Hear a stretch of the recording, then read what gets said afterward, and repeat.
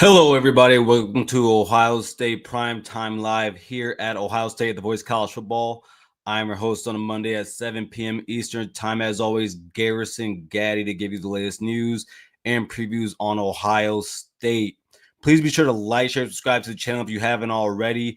Also, if you'd like to keep up to date with what's going on around college football, check out our website at www.bocfb.com, where you can check out everything our writers are going on about, everything that's going around the sport to keep you up to date with the landscape, whether you be a Buckeye, a Wolverine, an Oklahoma fan. We have it all for you at the voice of college football.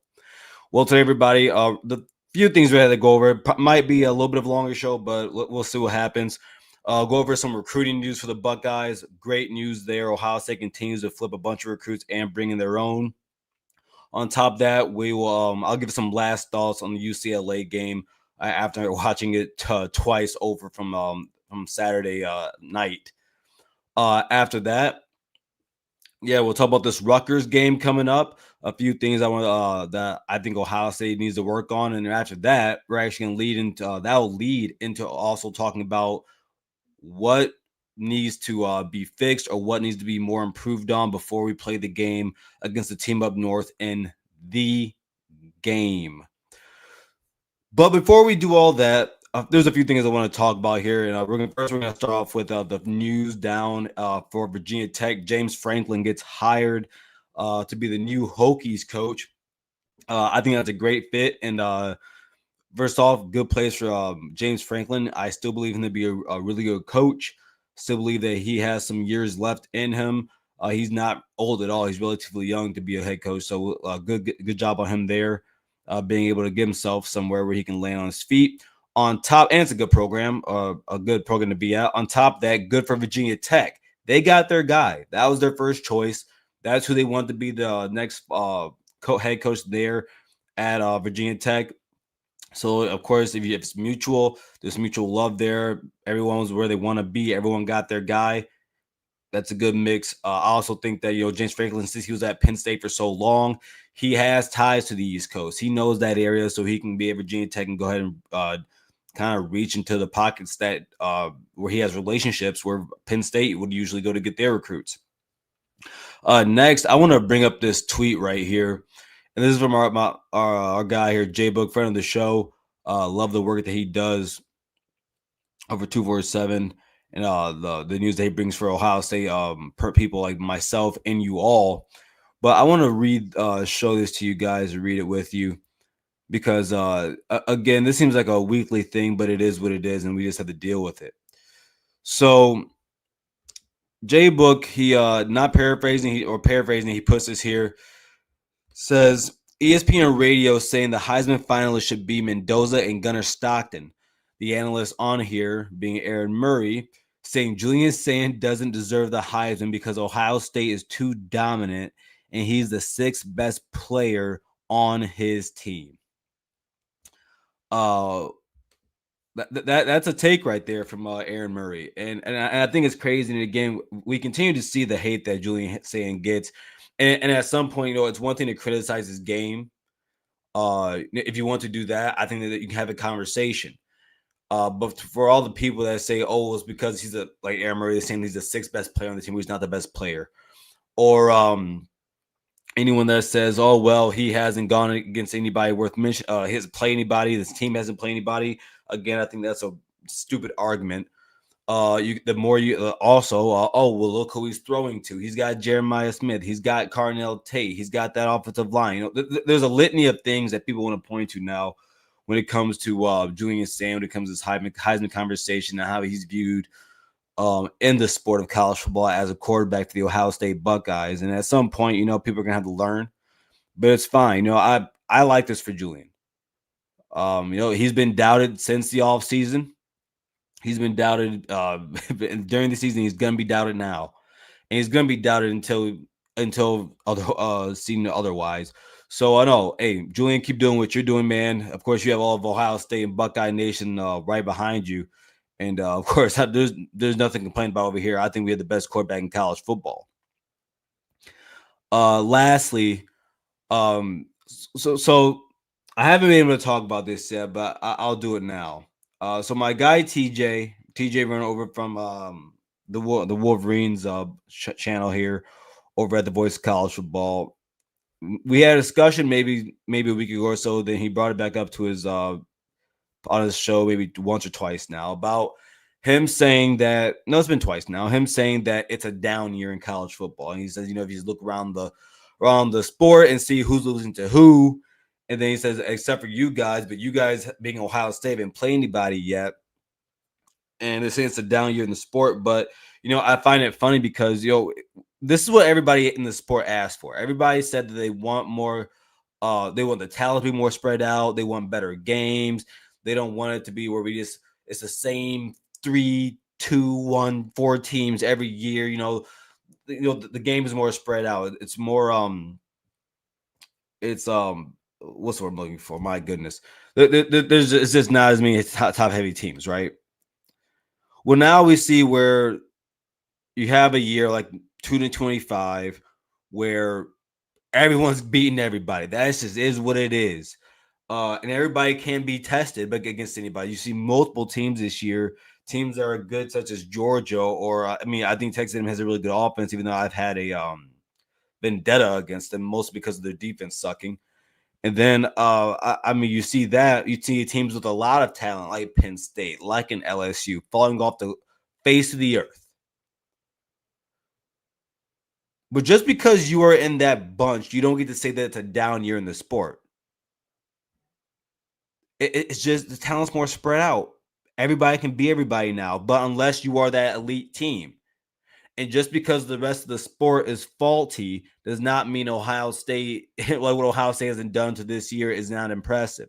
Ohio State's an elite football team. If any other year, if I told you a team had had one of the most efficient, a top 5 efficient team on offense, and the number 1 team in efficiency on defense, and just plainly the best defense in college football, you wouldn't question it. But for some odd reason, because it's Ohio State, we talked about that last week with Chris Drew when it comes to Ohio State fatigue.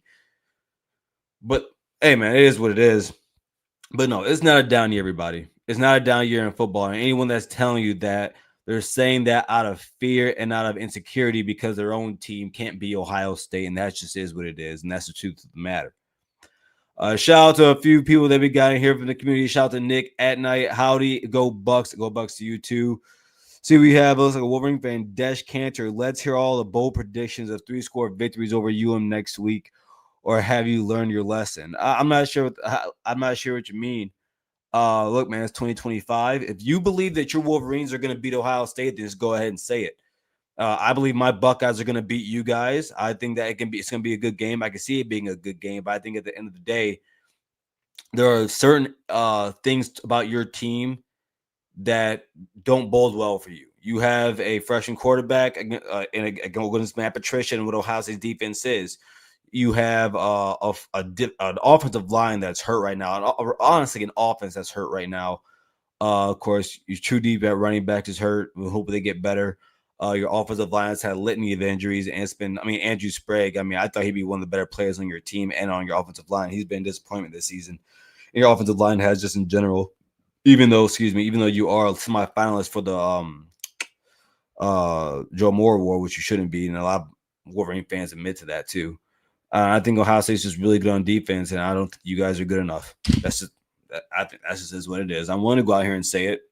You do the same. Shout out to Daniel Berry Sports Highlights. What's up, everyone? Daniel, always good to see you in here. See, Nick at night also says, "How about Franklin at Michigan State?" No, he's already taken that Franklin of Virginia Tech is gone. It's happening. That's what it is. What it is. He's going to be the next head coach over at Virginia Tech, and so it's going to be really cool to see what he does there. See, shout out here to Kirk Wilson. I can't see that the emoji right there, but hey, man, fans of all programs, of all rivals are welcomed here, of course. But let's get to the news this week. Of course, everybody, if you haven't already, please go ahead and hit that like button, subscribe to the channel if you like the content that we bring here. But let's go ahead and talk about the Ohio State recruiting. Earlier this week, or almost a week from now ago now, Ohio State was 9th, right ahead of the Wolverines. And now Ohio State has moved From there to 7th, and now to 6th in the country, right behind Oregon. At 4, Notre Dame, 3, Alabama, 2, Georgia, and 1 being USC with their 35 commits. But they do have a really good class, averaging out at 91.76, which is just a little bit lower than Ohio State at 91.77. But a few kids here I want to talk about, a few young men I want to talk about here that Ohio State has picked up. First, everybody, we're going to talk about Dre Quinn out of Buford, from Buford, Georgia. This is really cool. If you guys don't know already, that is also where Ohio State went and got Edric Houston, one of the top players in last year's recruiting class and the recruiting cycle. But we get his teammate from last year, Dre Quinn. He is an edge, 6'4", 228 pounds. Well-sized kid, of course, with that frame, with him being taller, of course, you definitely can add on to that. A few things about him, everybody. Decommitted from Clemson over in September, of course, giving leeway for Ohio State to go ahead and give him Larry Johnson. Again, Larry Johnson getting some well-talented kids. A few things about him. This comes from Gabe Brooks, who's one of the recruiting analysts there over at 247. Says flexible, explosive edge defender with encouraging measurables, as I talked about the frame. A broad pursuit range fostered by athleticism and motor. Experience outside and inside plays above his weight on the interior. So if you watch this film, you can see that he does play in the interior sometimes, but not too much. Mostly as on the edge, of course.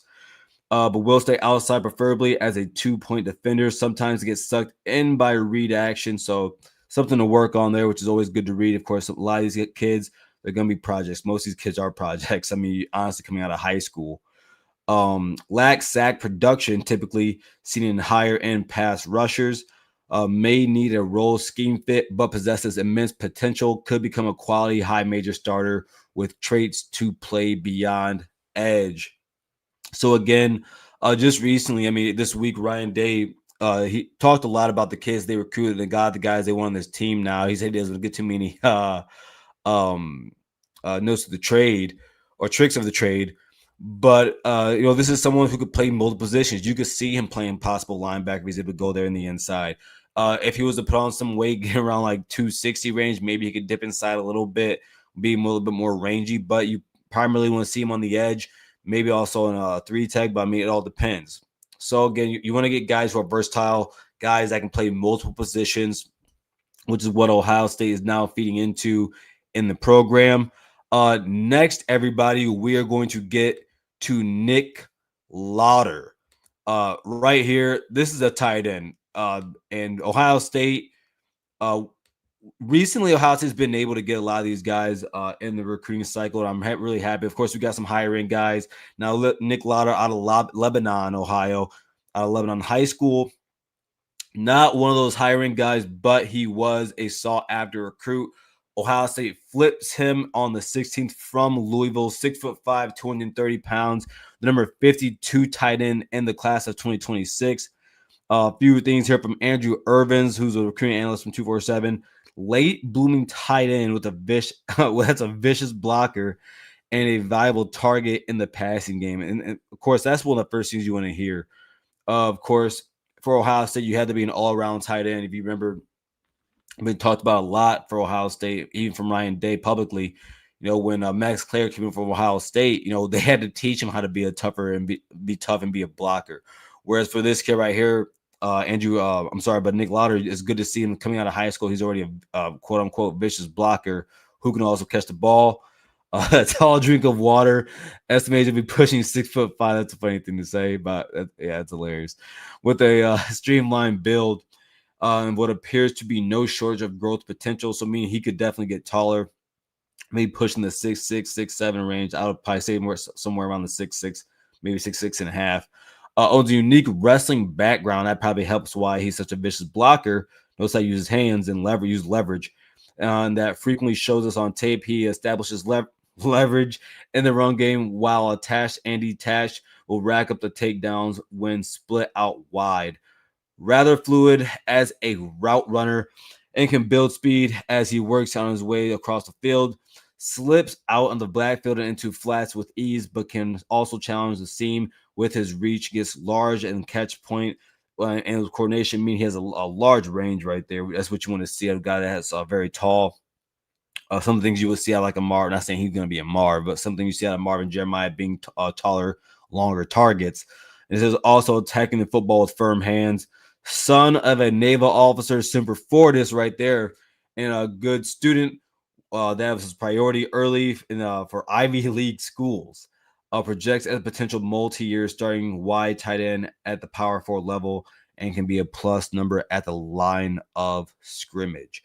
So, of course, you want to see that kid that actually works hard in the classroom. And, of course, as we just read, he was also mostly looking at Ivy Leagues, come from a military background from his father. Me personally, those things I like to hear. But, again, shout out to Nick Lauder out of Lebanon, Ohio. Glad to have this kid added to the class. And the next kid we're going to talk about here is Eli Johnson. Now, this is out of the class of 2027. So we're not going to see this kid for a while now. But this is someone who is definitely worth talking about, as he is one of the more highly sought kids in the class of 2027. 6'3" safety, 200 pounds. The number 10 safety in his class out of Cibolo Steele High School in Texas. Ohio State.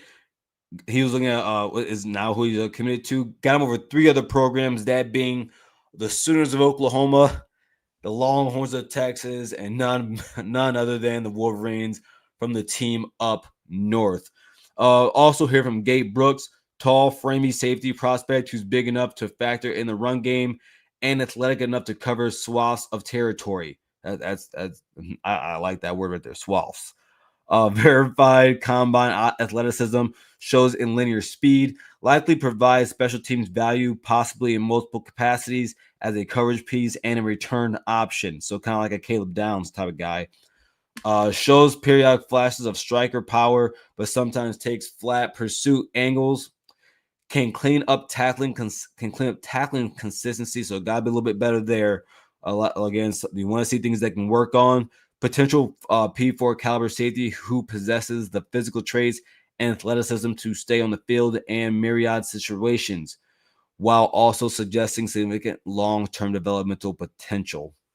So, of course, young guy here, class of 2027, a lot there that he needs to work on. But again, number 10 kid in his position in his class, top 200 player, top 150 player. So again, shout out to these players.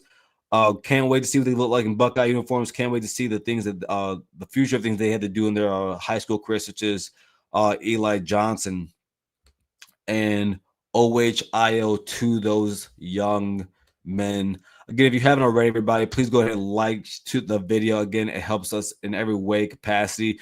Hey, man, shout out to my boy Don B, one of the mods of this great channel. Says, yo, always good to see you, man. Nick and I also says, you are doing great work. Great work. Thanks for the current info. Hey, man, that means a lot, Nick. That means a lot, man. Appreciate that. It means a lot coming for you guys again. Myself, Mark Rogers, my guy, Cleveland Mike. We try to do the best we can here, bring you guys up to date with everything that's coming on here at Ohio State, the Voice of College Football. But before we continue, bad week last night. Last week, everybody on my bets. With the I thought Alabama would win that game against Oklahoma. Covered that 6.5 again. Of course, Oklahoma wins that game. Now, yeah, went over 3 last week, everybody. Not happy about that. But again, and as always, here at the Voice of College Football, we do bring you to up to date with the latest betting news. And Mark Rogers do the same. Here's some news for you. College football is even more exciting when you've got some action on the line, and the games are even better when you're cashing in. And the Voice of College Football is the place to be to get the greatest value. Start with my picks. 75% against the money line, 58% against the spread, and I've got a 40-plus year track record. 11-0 in the college football playoff for me last year against the money line, 8-3 against the spread. And I'm just the warm-up act. Steve Merrill of Wager Talk is our ace in the hole, show stopper. 7 years with the Voice of College Football, over 30 years in the industry. Steve gives us analysis on all the big games, but you can't miss Steve's weekly under-the-radar pick.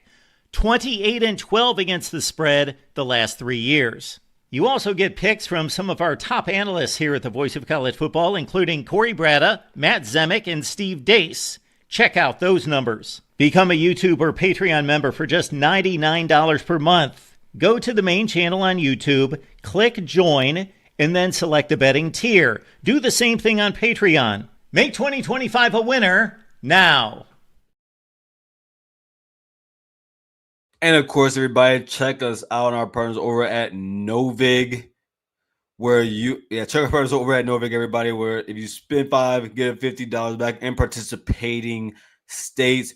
Just go there, everyone. Go to the website, click this affiliate. Join on there on the affiliate code VOCFBOSU there. Next, everybody, let's get to this Rutgers preview. Of course, Ohio State. Not a big game. Of course, Ohio State can only play who is on their schedule. Of course, it is upon other teams to carry their end of the bargain, and be their valuable game towards the end of the season. But let's get to it. Number 1, Ohio State goes against Rutgers. They're at noon on Fox. The over-under being 56.5. Again, participants must be 21 or older to gamble. If you have a problem, call 1-800-GAMBLER. And then Ohio State is also 31.5-point favorites. I'm not usually, I don't like to bet on Ohio State games. I always say, I don't like to get high on my own supply. And of course, my supply of happiness is Ohio State football. And I'm usually happy with them. 31.5 though, that's something that I would probably lean towards. And we'll talk about that here later about this game. But first, let's start with this. Rutgers currently 5-5 on the season. Of course, they're trying to win this game against the Buckeyes and get bowl eligible. Calic Manis, their quarterback for Rutgers. I mean, he's actually been pretty good for the Scarlet Knights this year. I haven't really thought Rutgers to be a bad team. I think they just have a really bad defense. Again, we're going to talk about that here in a second. But Calic Manis, 62% this year on his throws and completion percentage. 2,705 yards this year, 17 touchdowns, 7 interceptions. He's been pretty good. His 3 receivers, Duff, Strong, Sheffield, 923 yards for Duff this year, 6 touchdowns. Strong has 716 yards, 5 tugs. And then Sheffield, 532 yards and 4 touchdowns. This is a team that can move the ball. And over the last few games, I would say Ohio State, the secondary has shown some holes. It hasn't been enough to really gash them a lot through the season or through the game. It hasn't been enough to make you scared or make you think, oh, crap, this Ohio State secondary might not be what we think it is. It's just been here and there. And, of course, that's going to happen throughout the season as teams get more tape on you.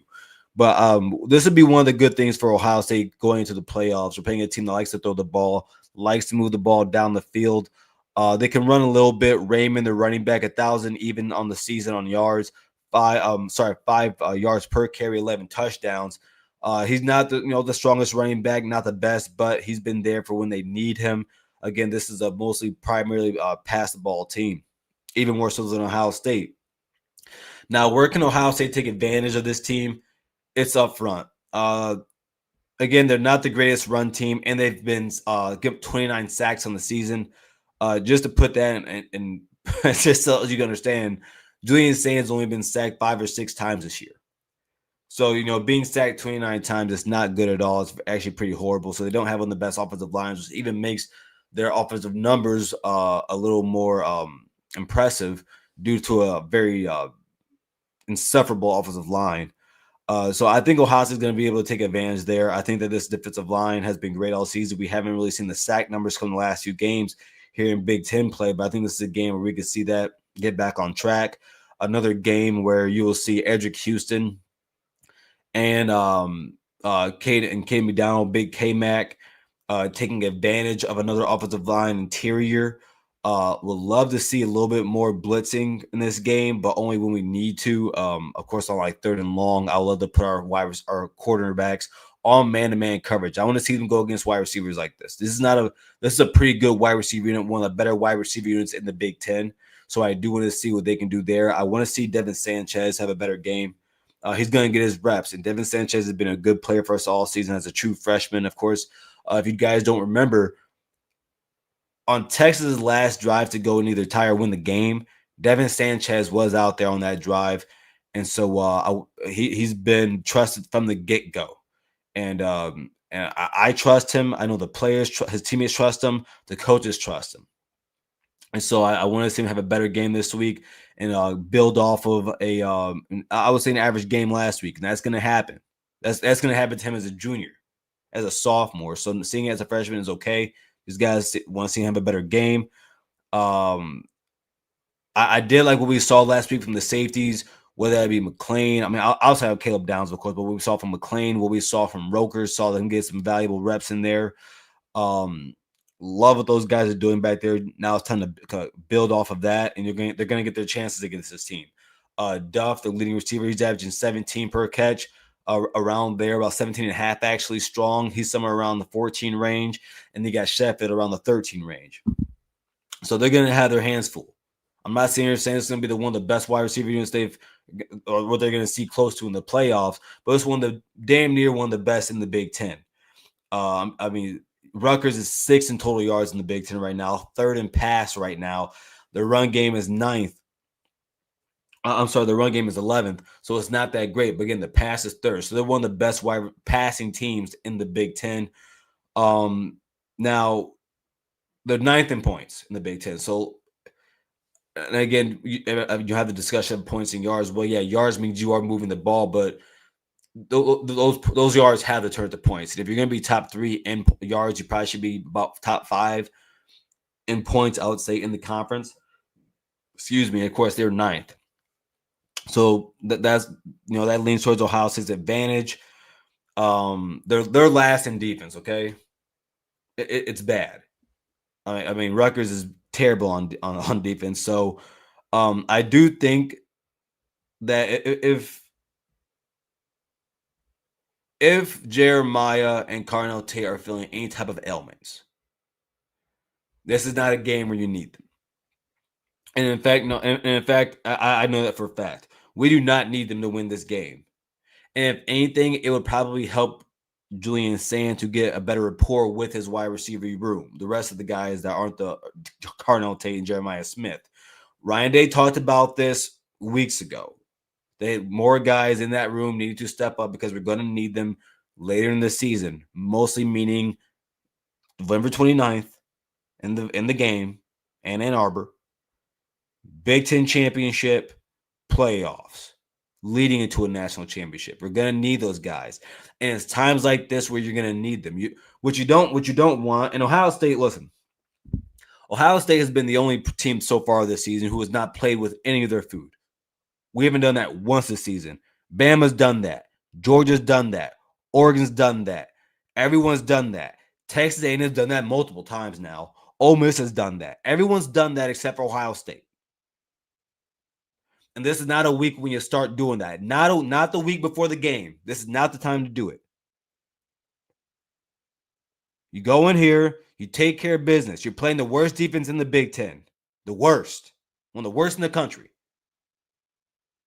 This isn't a week where you need your star wide receivers. This isn't the week where you start to you show some vulnerabilities before the game. Any vulnerabilities that you have, and we're going to talk about this in the second half of the show, but any vulnerabilities that you have that you've seen in the last few weeks in Big Ten play, or that you've seen any time in Big Ten play, or that you've seen any time of the season, this is the time to fix it. This is the week to fix it. This is the game to fix it. Because the time to do it ain't November 29th. Not at noon. That ain't the time to do it. So that's that.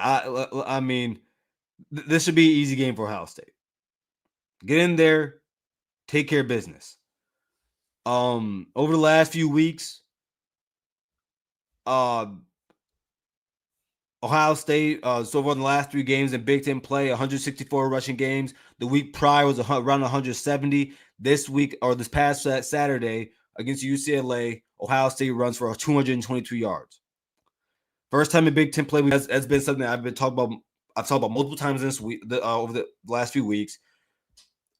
First 3 games of the year, I'm sorry, Big Ten play 121.5. Now we're starting to see that rise. We're starting to see that rise. In November, that's when you gotta play your best football. That's when you gotta fix shit. The run game wasn't good in the first few weeks of Big Ten play. Now you're starting to see it progress and progress and progress. 3 weeks in a row, the run games per yard, the running yards have gone up. This week, of course, all the running backs go over 7 yards a carry. That being James Peoples, Isaiah. Why am I forgetting running backs' names? Isaiah West did. Bo Jackson. Everyone's starting to play their best right now. Do it again this week. You're gonna get a chance to. Terrible defense.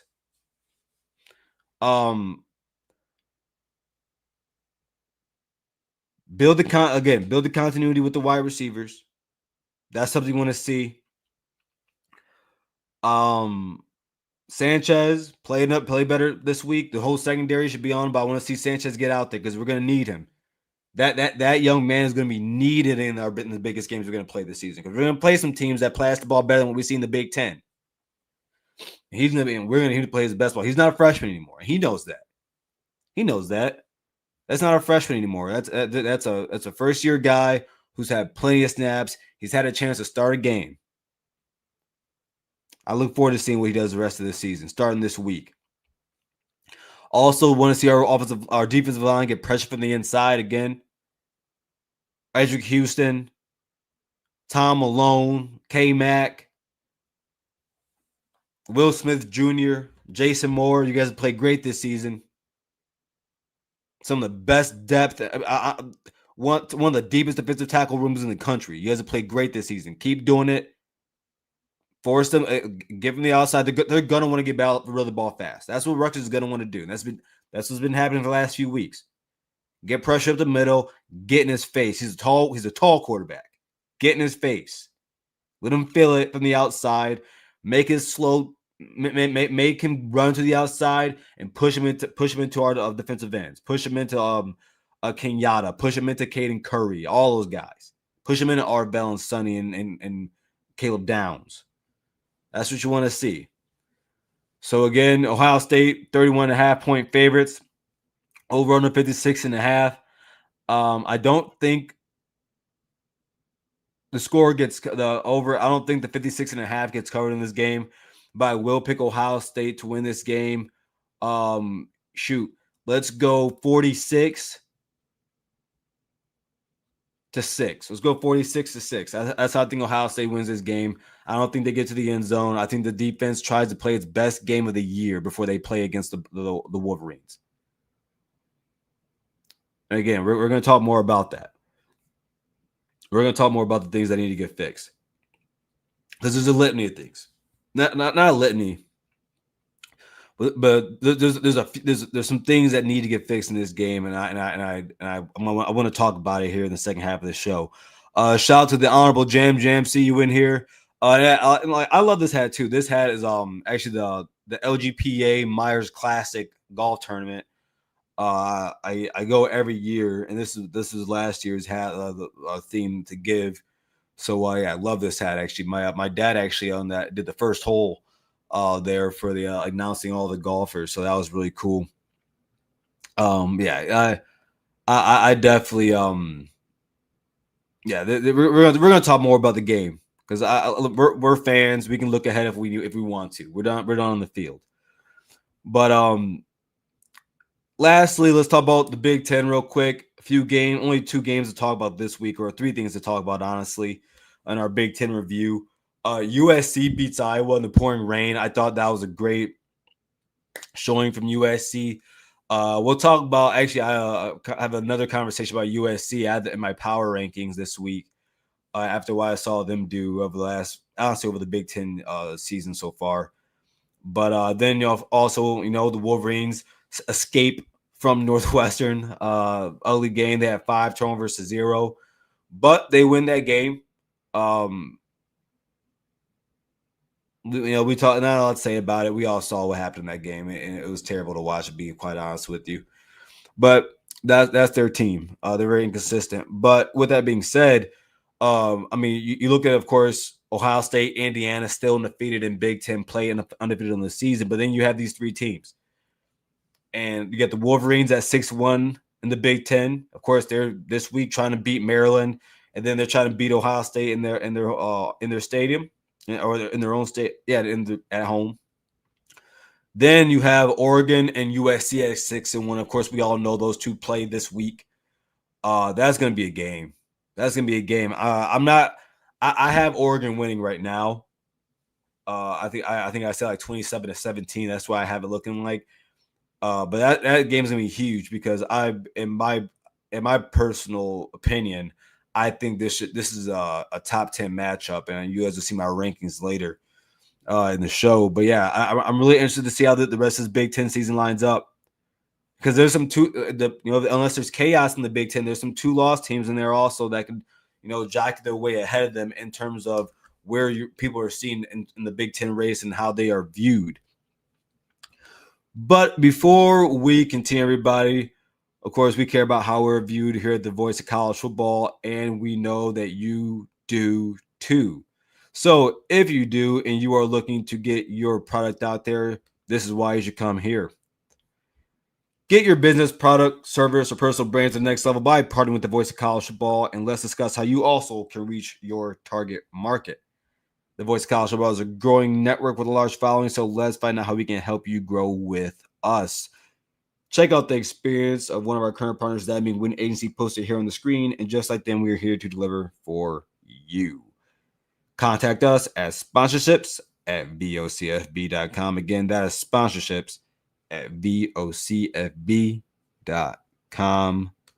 today.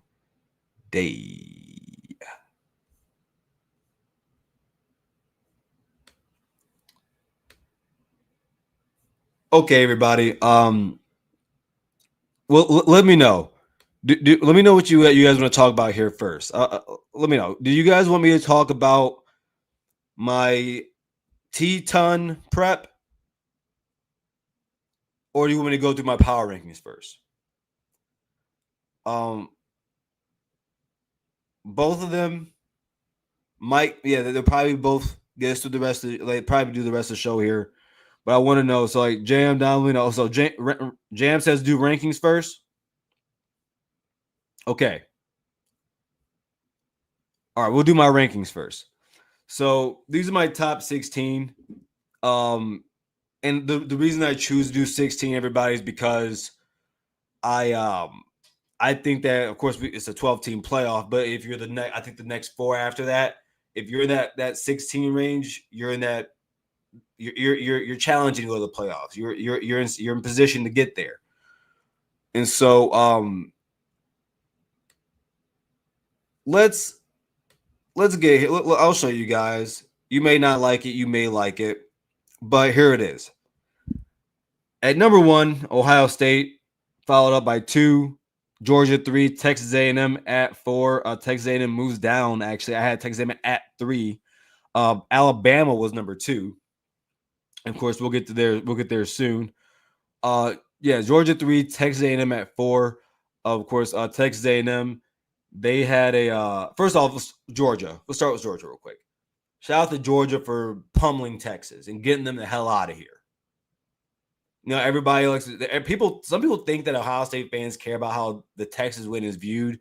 Trust me, at least I don't. I don't care about how that game is viewed. I know what my team is. I'm secure who my team is. So yeah, Georgia gets that big win. They beat the crap out of Texas.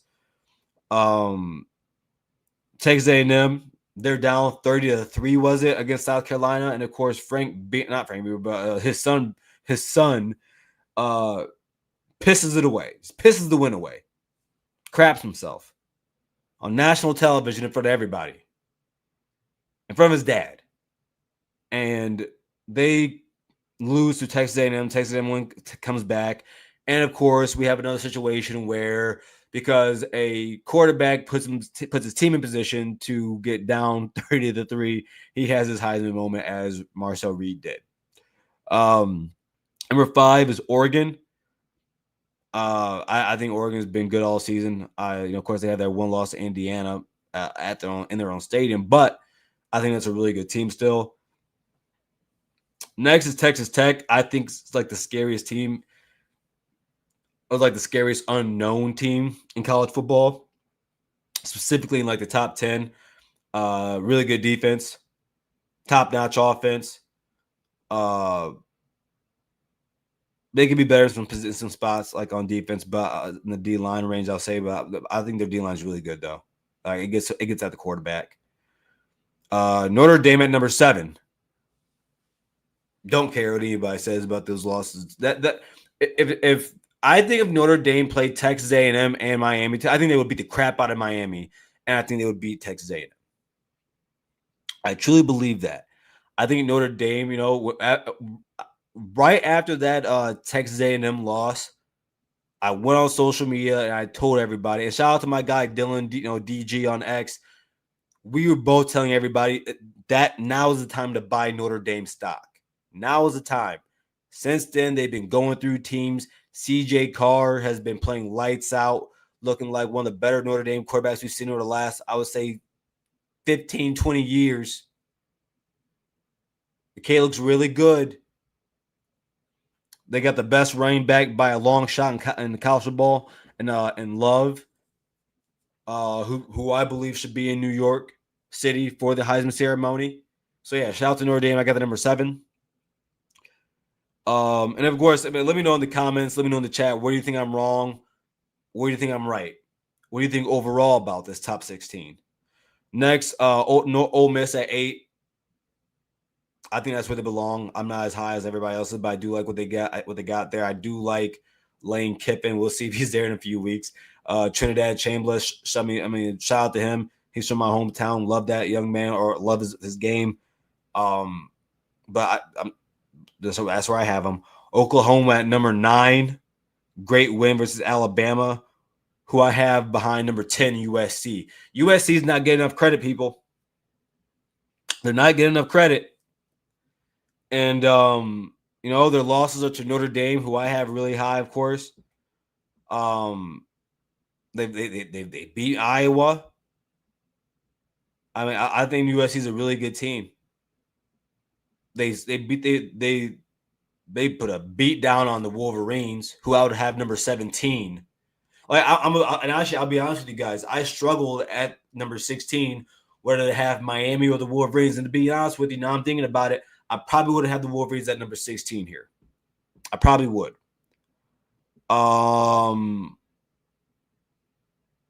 Yeah, Alabama number 11. Just not impressed. They can't run the ball, and the defense is shaky.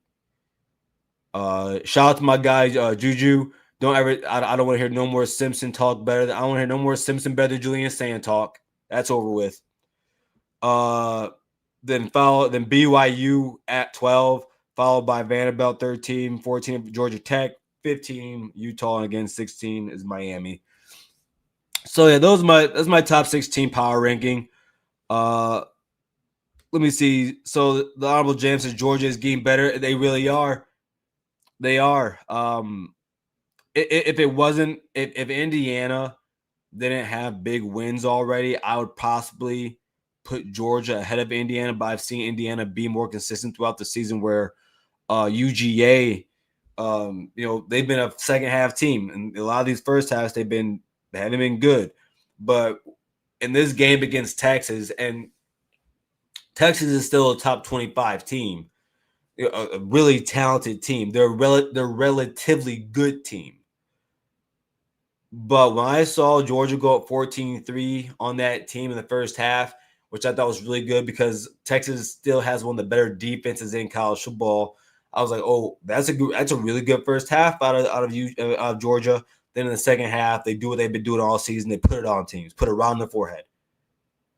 And so, right now, if you ask me who do I think could win a national championship, I would say Ohio State, Indiana, Georgia.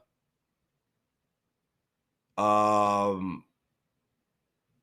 I'm going to hold on Oregon until I see their pass defense Until I see their defense against USC. I'm gonna hold off until I see their defense against USC. If they hold them below 20, yeah, yeah, they hold that defense at 20 or below. I would say you or Oregon also. But so that's that. Again, my top 16, as you see right here. But otherwise, I think it was pretty good. I don't think there's any. I don't think there's anything bad about it. Some people might not agree with the Notre Dame at number 7 take. I honestly, I think I could make a argument for Notre Dame to be number 7. I mean number 4. I really believe I could, but that's not the time for that right now. If you are just now joining us and you would like to listen, you can go listen to us on Believe, BLEAV network. You can hear all audio. Also, you can hear us on Amazon, Spotify, and also Apple.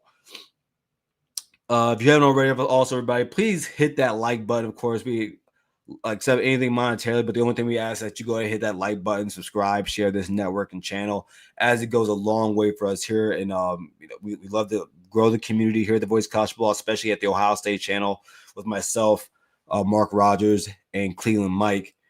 Now, this is where we're going to end the show. We're going to talk on our last topic here, being what I call TTUN prep talk. As we're getting close. We're getting close to the game. We're less than 2 weeks away. November 29th is it's coming around the bend. And if you're like me, you're excited. You're getting anxious. You're not nervous, but you're getting anxious. You feel the game coming. It's kind of like if you're in the Midwest and it's that spot between the fall and the winter. And you could just feel it getting colder. You could just feel in the air. That's how I feel about the game right now. I got a list here, and this is basically the things I want to see get better, the things that Ohio State I want to see us work on, the things that I want to see done basically this Saturday against the Rutgers Scarlet Knights. We'll start with the run game. Again, every week, the run game has gotten better the last few weeks. And Jam, yeah, the season has flown by. It really has. But time flies when you're having fun. And I'm sure for a lot of other programs like the Wolverines, it's been going damn slow for them. But for us, we can't relate. But I want to, the run game has to continue to get better. This week against the Rutgers Scarlet Knights, I want to see us be somewhere around the 200 range again. That's what I want to see. At least at the worst 185, but we've gone from 164 to 170 to 222. I want to stay around that number. Nothing less than 185 though. That's the bare minimum I want this week against Scarlet Knights. Again, it's not because I want us to run the ball a lot against the Wolverines. That's not where you win the game against the Wolverines. You don't they want to put the game in a phone booth. That's what they want. That's not what I want. But I want to know that when the time comes, if need be, we can scheme open a big run play. Our running backs can go out there and get a big run play. Our offensive line can go out there and block a good run play. That's what I want to see. Guys making guys miss on command, as you did this past week against the Bruins. So that's that. Next. I want to see us expose the Wolverines defensive backs. I've talked about it all season. I don't fear nothing. I don't fear a thing in that secondary. Rob Moore's not back there. Not a healthy one. Barely be on the field as it is. And that's a sad truth. But that's what it is right now. Jair Hill, who they call Sugar. Yeah, he plays Sugar Sweet. Expose him. The 5'10" kid on the other side, Zeke Berry, expose him. And again, I don't want Cardinal Tate playing this week. I don't want Jeremiah playing this week. If they can play, you play them, but only if they're 100%. Outside that, I don't care for it. At the worst, be 85 to 90. But we don't need them this week. There's no reason to put them in danger. Because on top of that, we need, and I'm gonna be honest, if they're not healthy for the game until November 29th, don't play them then either. Because the rest of the season's still there for us. And you don't want them injured in that game. That's not what you need. But I want to see. I want us to be able to expose their defensive backs. That secondary is not it. It is not. And they don't have the D line to get to the quarterback, especially up front in the middle on a consistent basis to, I think, even frighten our offensive line. Get into the offensive line. Solidify that right guard spot. That's Gabe Van Sickle's spot. That's his. If he goes out this, and I don't want to see any rotation. Don't care to see. And it's not because he's a bad player. I just don't care to see Ethan Onyangwa. I don't care to see him at right guard. He's a tackle, a swing tackle. If Padilla feels better, he's healthy, don't care. Don't play him. Until the game's out of, actually not even then. Don't play Tegra. Put Gabe Van Sickle out there for the game. Let him get these game reps in. Let him get these starting reps in. Let him get some continuity with the rest of the guys out there. He played great this past Saturday. And they need to be ready for this game. That the Wolverine defensive line, it ain't great, but they're going to play their damnedest that game. Their damn hardest that game, believe that. And they still got talent on. They still got Derek Moore. They still got guys over there. So, yeah, solidify that right guard spot. Get that ready for this week. Or for in a couple weeks. Next. Staying around the line of scrimmage. Use that defensive tackle depth. Their offensive line's injured, hurt, and young. Doesn't have a lot of time together. From K-Mac to Malone to Houston to Smith Jr. to Jason Moore. They've been playing awesome. Don't get guys tired in this game. They're going to run the ball against us. Especially if Jordan Marshall's healthy and ready to go, they're going to use him like a battering ram. And you know he wants to play that game. You know he wants to play that game. Just as I bet Gabe Van Sickle does, being a West Michigan kid like me. You bet he wants to play this game, that game. So you're gonna get their best shot. Both teams are getting everybody's best shot. The defensive tackle room has to be ready to go. They had to be healthy. Come out of this week healthy. And use every single one of them. Don't need guys getting worn down. That can't happen in a game like this. DBs, put your hands up. McCulley can't run routes. He's not a route technician. He's a pass quarterback out there that's tall and can run down the field, has some legs and speed to him. He don't run routes. Lock him up. Andrew Marsh. Cover the kid. They got their guy at wide receiver. They got one. And we can be honest here. We don't got to be homers. We don't got to be fanboys and fangirls. We can be honest people. Andrew Marsh got game. Shout out to guys like I think it was TJ or whoever, but I told them over the offseason, and they gave me my credit for this. I told them that boy is the best wide receiver in the room, and it's not close. Put your hands up, though. Why am I saying put your hands up? Because Bryce is going to throw you one or two. He's going to put that ball in danger. He's going to put that ball in harm's way. He does it every week. And lately, he's been doing it more times than not. The wide receivers for the Wolverines, they stay in tight coverage because Andrew Marsh can still get better. He's going to get better. Probably will be a top 10 wide receiver coming into next season. But there's still tight coverage on him when it's man to man. McCulley can't break loose from a cornerback. Put your hands up. Turn around.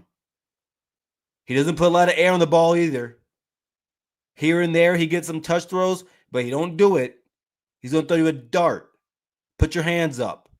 Pick the ball off.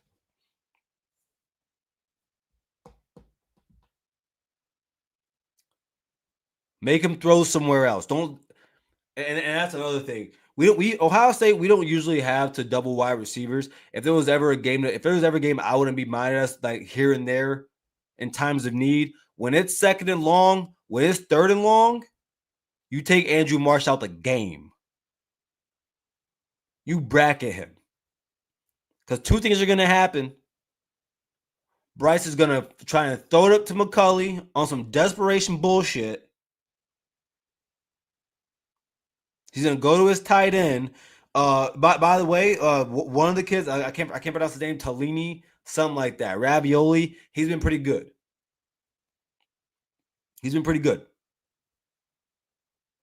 So they have that tight end depth. They got some tight end depth there. We haven't seen a lot of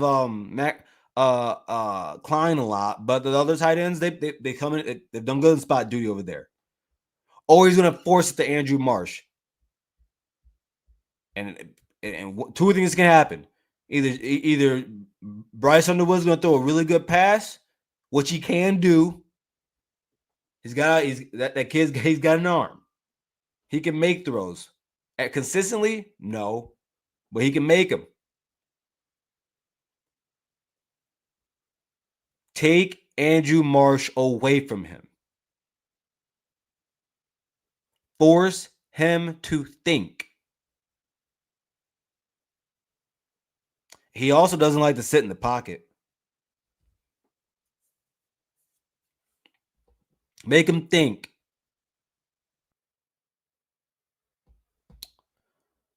Continue to hold on to the ball on offense. We all know the statistics about how Ohio State played less game than everybody else or more than. We all know that. Hold on to the ball. Be efficient. Score. When you get to the red zone, touchdowns. Long drives, touchdowns. Why? Because I don't think that offense for the Wolverines can score on us consistently, nor do I think they can move the ball consistently, and I want them to get desperate. You want them to feel desperate. You want Bryce to feel desperate.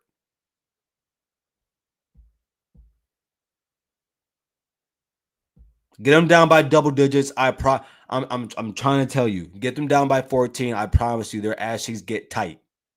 I promise you that happens. They always say that about Ryan Day and our team in this game. Turn it back on. That's how you turn it back on them. Make them get desperate. That's how you do it.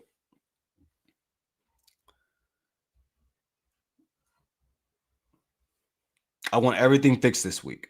I get it. To ask for the perfect game is a lot.